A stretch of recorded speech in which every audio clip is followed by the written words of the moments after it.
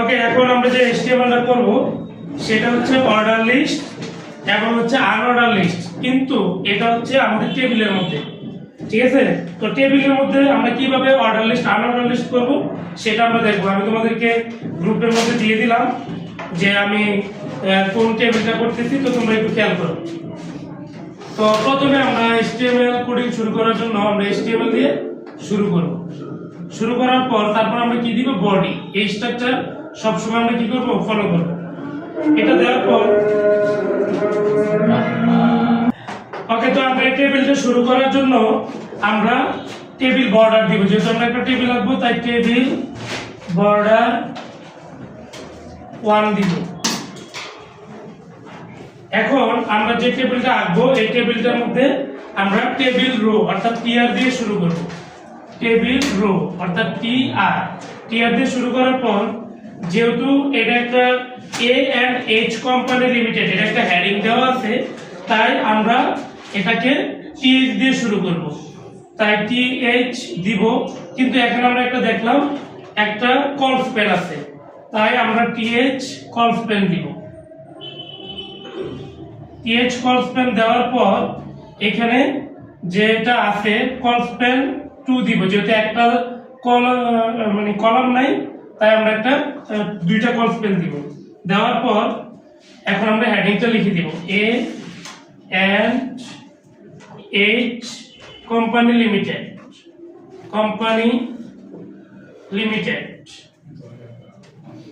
তারপর TH দিয়ে শুরু করছি, TH দিয়ে আবার শেষ করে দিব।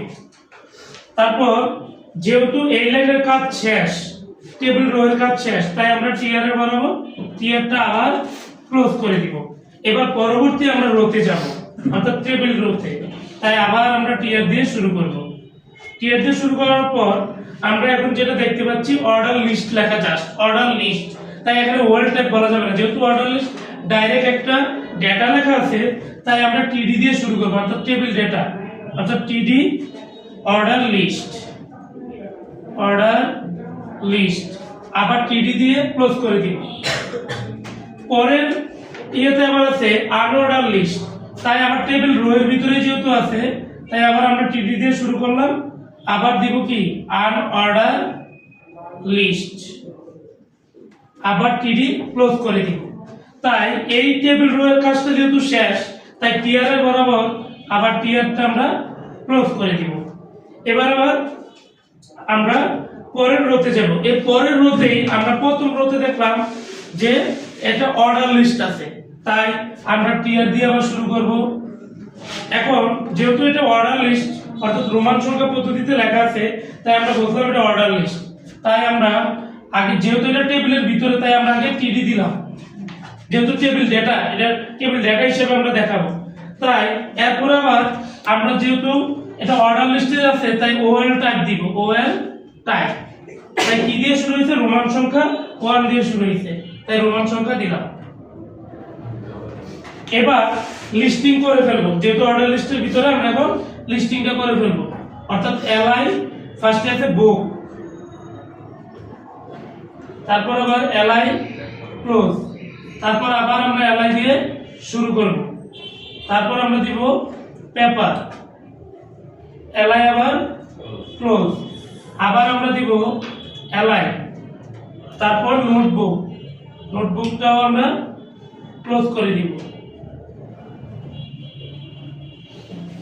এবার যেহেতু এই যে ওয়েল টাইপ দিয়ে শুরু করছিলাম, তাই এখানে আমার সিরিয়ালে আইসা মানে নিচে আইসা আমার আবার এখানে ওয়েল ক্লোজ করা লাগবে। নিচে এসে ওয়েল ক্লোজ করব। ওয়েল ক্লোজ করার পর টিডি দিয়ে তো শুরু করছিলাম, তাই আবার টিডিটাও ক্লোজ করব। তারপর যেহেতু টিআর দিয়ে শুরু করছিলাম, টিআর এর কাজটা এখন আমরা ক্লোজ করতে পারবো না, যেহেতু ওই পাশে আবার আনঅর্ডার লিস্টটা আছে, তাই ওইটা আবার আমরা টিডি দিয়ে শুরু করে দিব। এই যে একটা কাজ শেষ, আবার টিডি দিয়ে শুরু করলাম পরের কলামের কাজটা করার জন্য।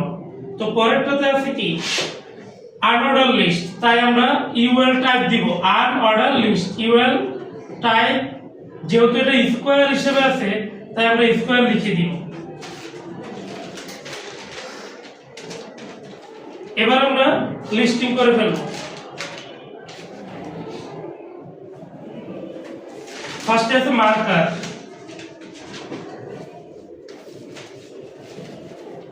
এরপরে আছে ইঙ্ক, আবার এলাই ক্লোজ করে দিব। তারপর আবার আছে পেন্সিল, এলাই দিয়ে শুরু করলাম, পেন্সিল আবার এলাই ক্লোজ।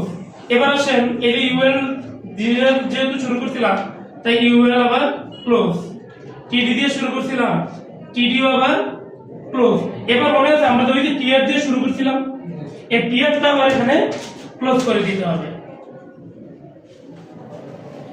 যেহেতু আমাদের টেবিলের কাজ মোটামুটি শেষ তাই আমরা বডি দিয়ে শুরু করছিলাম, এখন আবার বডিটা ক্লোজ করব। HTML দিয়ে শুরু করছিলাম, সবার শেষে আবার HTML দিয়ে শুরু করছি। এই ধাপগুলো যদি আমরা স্টেপ বাই স্টেপ যেতে পারি, তারপর হচ্ছে ট্যাগগুলো মনে রাখতে পারি, তাহলে আমরা এটা খুব ইজিলি করতে পারি। সবাইকে ধন্যবাদ।